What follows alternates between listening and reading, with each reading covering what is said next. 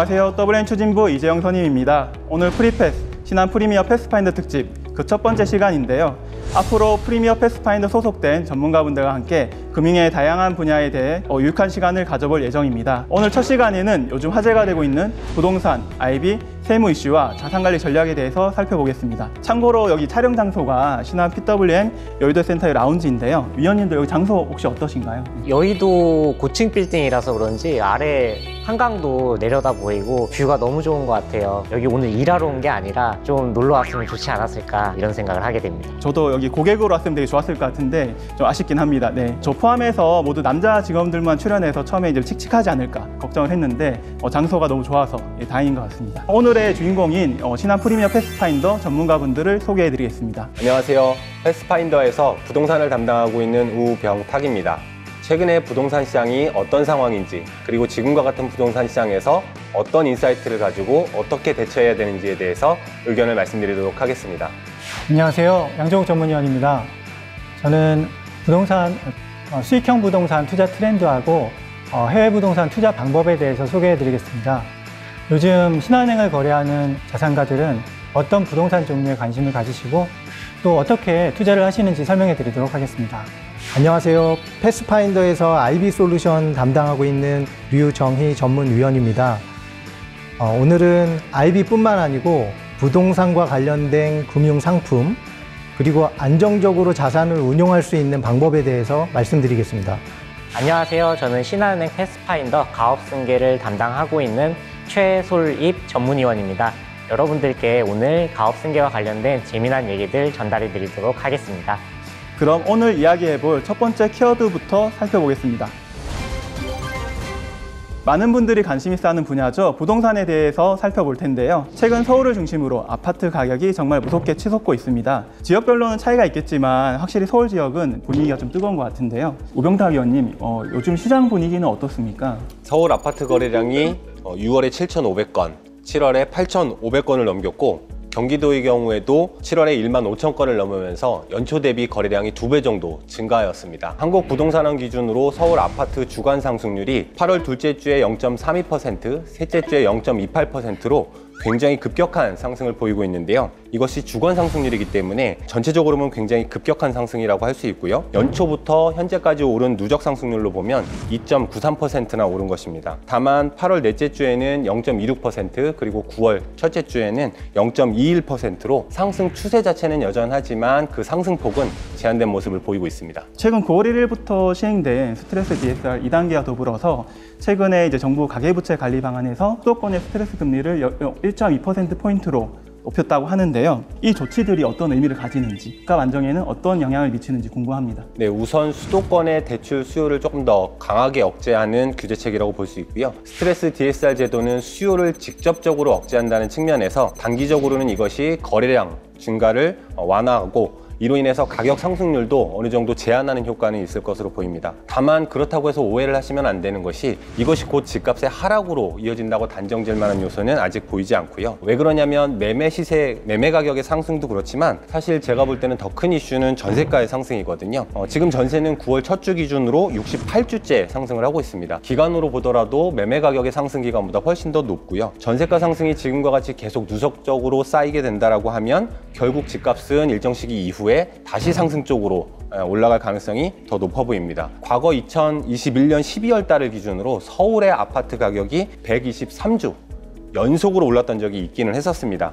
그런 의미에서 놓고 보면 지금 현재 68주째 전세 가격이 상승하는 것도 굉장히 의미하는 것이 많다, 이렇게 보고 있습니다. 집값이 빠르게 상승하는 것은 어느 정도 막을 수 있겠지만 현재 집값이 안정되는 데는 결국 전세 가격의 안정이 좀 중요하다는 말씀이신 것 같습니다.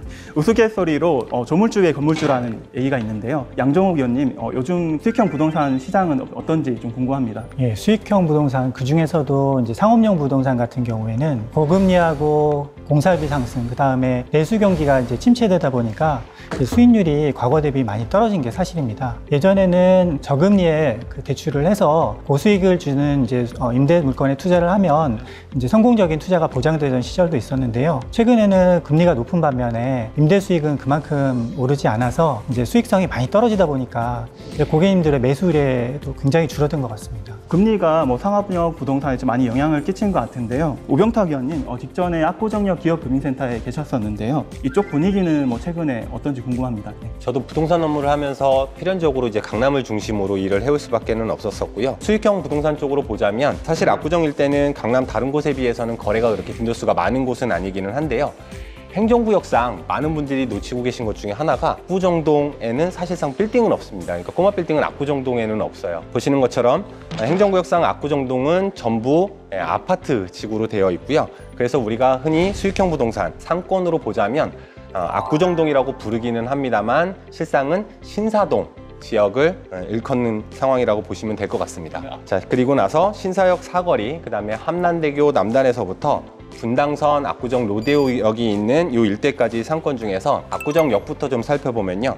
압구정역 주변은 역시 이 중에서도 거래가 상대적으로 많은 편은 아니기는 한데 압구정로와 논현로를 중심으로 해서 대로변을 중심으로 3.3제곱미터당 평당 2억 7천만 원 정도의 거래가 된 것이 최근 2건 정도 있습니다. 그러니까 압구정역 주변은 대로변을 중심으로 해서 선호가 좀 쏠리고 있고 거래도 일어나고 있다. 이렇게 보실 수 있을 것 같고요. 지금 최근에는 이제 여기에 기존에 있었던 상권들이 이제 압구정 로데오역 상권이나 그 옆에 있는 가로수길 상권 쪽에 상대적으로 좀 치이게 되면서 압구정역 주변은 조금 아직은 활발한 거래를 하기는 좀 어려운 상황으로 보여집니다. 반면에 압구정 로데오 상권 쪽으로 가게 되면 최근 들어서는 거래가 지금 보시는 것처럼 파란색으로 표시되어 있는 내역처럼 거래가 점점 늘어나고 있습니다. 최근 기간으로 보면 어느 정도? 23년, 24년, 2개년 동안 이 블럭에서 압구정 로데오 상권에서만 거래된 거래들입니다. 굉장히 앞에 있는 많이. 지도랑은 좀 차이가 나는 걸 볼 수가 있네요. 그렇죠. 압구정역보다 훨씬 더 거래 빈도수가 좀 높은 상황입니다. 자, 그리고 서쪽의 가로수길 쪽 메인 거리로 가게 되면 높은 임대료 때문에 많은 분들이 알고 계신 것처럼 가로수길 쪽은 공실이 굉장히 많아졌다 이렇게들 알고 계시는데요. 실제로도 그렇습니다. 유동인구도 많이 줄어들었습니다. 자, 그런데 가로수길 메인 상권이 이렇게 됐다라고 해서 그러면 가로수길 상권 전체가 이른바 망해서 없어진 것이냐, 그런 것으로 보이지는 않습니다. 실제로는 가로수길과 붙어있는 그 이면 쪽으로 해서 신사역 방향으로 점점 상권이 이면 쪽으로 더 확대되고 있는 모습을 보이고 있고요. 23년에서 24년 동안 가로수길 이면에서부터 신사역까지 거래된 물건들은 다수 있는 것으로 볼 수 있습니다. 이 압구정동 일대는 강남역이나 신논현역 주변에 있는 주요 상권들처럼 아직 그 정도까지 유동인구가 많은 곳은 아니라고는 하지만 기존의 압구정역 그리고 가로수길 그리고 다시 압구정 로데오로 이렇게 움직이는 이 상권의 범위 내에서 최근에 다시 각광을 받고 있는 모습을 보이고 있습니다. 네, 말씀하신 강남, 특히 압구정 일대는 거래도 꾸준하고 가격도 높게 유지되는 것을 보니까 아파트뿐만 아니라 상업용 부동산도 양극화가 좀 심한 것 같은데요. 양정욱 위원님, 그 압구정 같은 곳은 좀 투자하면 좋지만 아무래도 가격이 좀 넘사벽이라서 제가 투자하기가 좀 쉽지는 않을 것 같은데요. 혹시 강남이 아닌 지역 중에서 혹시 주목할 만한 상권 있으시면 좀 추천 부탁드리겠습니다. 말씀하신 대로 강남에서 물건을 찾다 보면은 처음에는 이런 게 있지 않을까 싶은데 실제 막상 이렇게 투자 가능한 물건들을 보면 쉽게 100억 정도는 훌쩍 넘어가거든요. 네. 그러다 보니까 그 대안으로 한 30억에서 한 7, 80억 사이 이 정도 물건들을 좀 찾으실 때 어떤 지역을 좀 추천을 해드리고 있냐면 대표적으로 저희가 이제 홍대 상권이라고 할 수 있는 서교동, 동교동, 그 다음에 연남동 지역을 추천을 좀 해드리고 있습니다. 이 지역은 이제 토지 평당가 기준으로 봤을 때요, 한 1억에서 1억 5천 정도 사이 이 정도 물건들이 좀 많이 있는 지역인데요. 이제 젊은 유동인구들이 좀 많이 있고요. 특히나 최근에는 외국인들도 좀 많이 찾고 있다 보니까 이 지역은 주로 이제 소규모 점포들이 많이 있습니다. 점포가 작다 보니까 건물 자체도 조금 작을 수가 있잖아요. 하기 때문에 이제 투자 금액대에 있어서는 그렇게 100억대 밑으로도 충분히 괜찮은 물건들이 많은 지역이라고 할 수 있습니다. 그러면 해당 지역에서 최근에 실제로 거래가 있었던 사례를 좀 소개해 주실 수 있을까요? 먼저 보여드릴 것은 지금 올해 1월 15일 날 매물이 나왔는데 이게 금방 소화됐습니다. 계약이 바로 2월 말에 돼버렸거든요. 사실 2월 말에 계약됐다는 것은 물건 나오자마자 이제 교섭이 시작됐다고 볼 수가 있어요. 연트럴파크라고 하는 그 경의선 숲길이 나오거든요. 그거 끝나고 나서부터 시작되는 공간이 이제 연남동 골목 상권이라고 저희가 흔히 부르고 있는데요. 이 골목 상권 안에 있는 물건입니다. 이 물건은 2020년도에 신축된 물건으로서 현재는 레스토랑이나 아니면은 의류 매장, 게스트하우스로 좀 이용되고 있는 건물입니다. 골목 안에 있기는 하지만 폭 4m 도로로 이제 접해 있는 도로라서 코너에 있는 건물로서 이제 가시성이 되게 좋고요. 최초에 이 건물이 65억에 저희 쪽에도 물건이 나왔었어요, 사실은. 그랬다가 이제 나중에 가격 교섭이 거쳐가지고 최종적으로는 56억에 거래가 됐습니다. 신축 급임에도 불구하고 평당가 대략 한 9,900만 원 정도에 거래가 됐는데요. 거래 금액도 괜찮았고 나중에 이 물건을 제가 등기부등본을 한번 떼봤어요. 그랬는데 대출이 하나도 안 껴있는 겁니다. 그러고 보니 이제 최근에 저희 신한은행 부동산 투자자문센터를 통해서 거래된 그런 사례들도 있어서 보면 좋은 물건들은 현금을 가지고 있던 그런 고객들이 물건 나오자마자 바로 매입을 하는 경우가 되게 많이 있었습니다. 지금 이 평당가라고 얘기를 해주셨는데 그 평당가라는 것은 이제 건물의 대지를 말하는 건지. 그렇죠. 저희가 보통 상업용 건물들은 아파트하고는 달라가지고 이거 가격을 어떻게 좀 비교하면 좋을까 많이 고민들을 하시는데, 이럴 때에는 토지 평당가로 좀 비교를 하신 이후에 토지의 어떤 신축이나 구축에 따라서 그 가치를 다시 매겨보면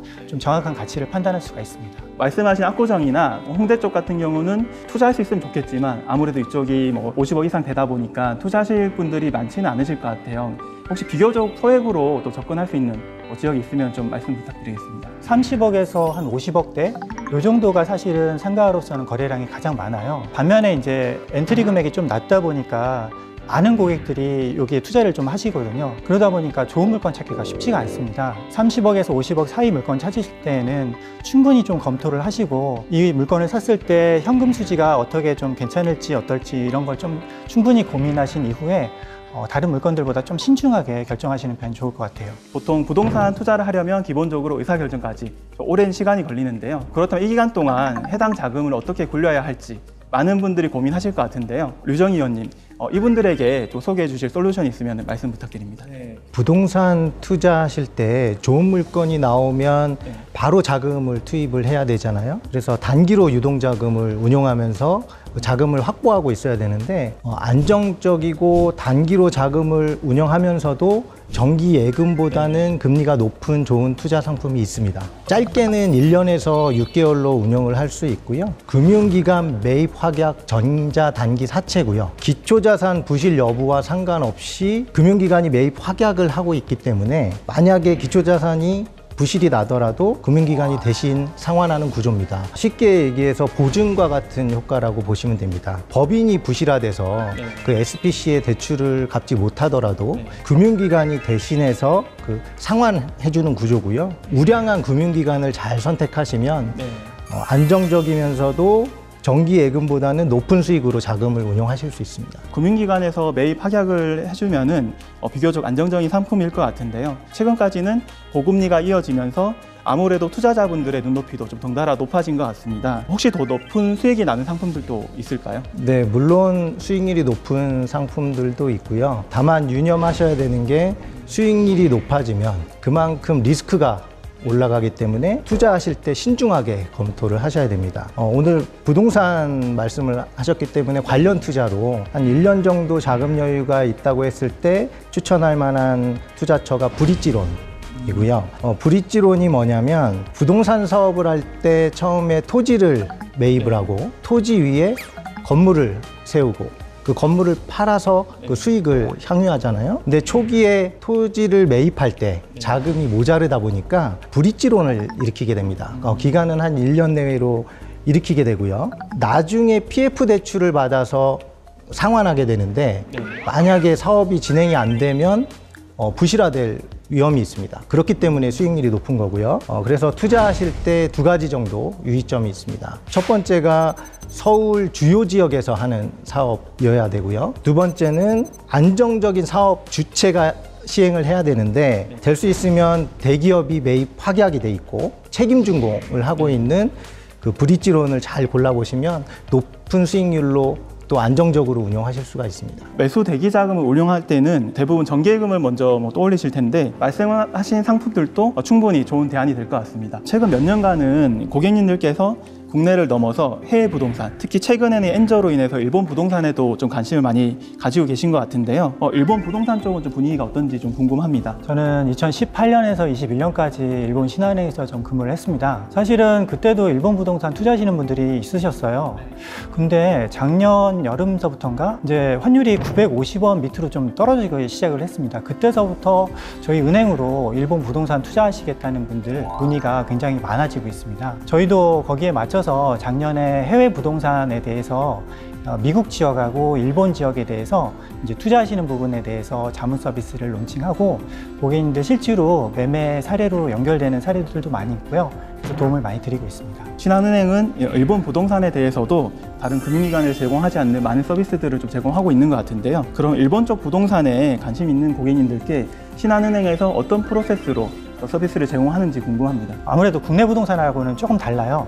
일단 해외 부동산을 좀 취득을 해야 되다 보니까 이제 외환 신고서부터 좀 진행을 합니다. 이제 고객님에 따라서는 개인 명의로 일본의 부동산을 취득하거나 이렇게 하시는 분들도 계시고 또는 법인을 해외에 세우셔가지고 해당 법인으로 부동산을 취득하는 경우도 있으세요. 이제 각각에 맞게 저희가 이제 외환 신고 서식 작성서부터 해서 현지 법인 설립에 대한 노하우까지 저희가 컨설팅을 해드리고 있습니다. 그래서 현지 부동산 중개법인 통해서 물건을 일단 소개를 좀 드리고요. 부동산을 이제 보셨으면은 현지 이제 가보셔야 되잖아요. 그러면 가져가지고 현장 투어를 이렇게 쭉 하십니다. 물건을 이렇게 보시다 보면은 마음에 드시는 좀 물건이 생기세요. 이 물건에 대해서 저희가 이제 가치 평가를 좀 해드리고 있습니다. 일본 신한은행에다가 저희가 탁상 감정 좀 의뢰를 하고 있습니다. 그러면 현지 감정 평가사가 보는 이 부동산의 가치가 어느 정도 되는지 그런 부분을 좀 알려드리고 아울러 좀 자금 계획을 세우셔야 되잖아요. 일본 신한은행에서 대출은 그러면 얼마나 좀 검토를 해드릴 수 있는지 이런 부분도 같이 좀 알려드리고 있습니다. 해외 부동산 구입하게 되면 약간 언어가 좀 큰 장벽인데 그럼 통역 서비스도 좀 해주시는지 궁금하네요. 이 고객님들도 보면은 일본에 좀 경험이 있으신 분들은 일본어가 좀 되세요. 그러면 이분들은 일본 중개법인을 좀 더 선호하시는 경우가 있어가지고 이럴 때는 일본 중개법인을 좀 소개를 시켜드리고 그런데 이제 대다수의 경우에는 일본어를 잘 못하시거든요. 일본에도 한국계 중개법인들이 많이 있어요. 좀 엄선해서 대응이 가능한 그런 중개법인 위주로 해서 소개를 좀 시켜드리고 있습니다. 일본 부동산에 관심 있는 분들은 신한은행 부동산 투자자문센터를 찾아주시면 부동산에서부터 외환, 세무, 전체적인 컨설팅을 받으실 수가 있겠네요.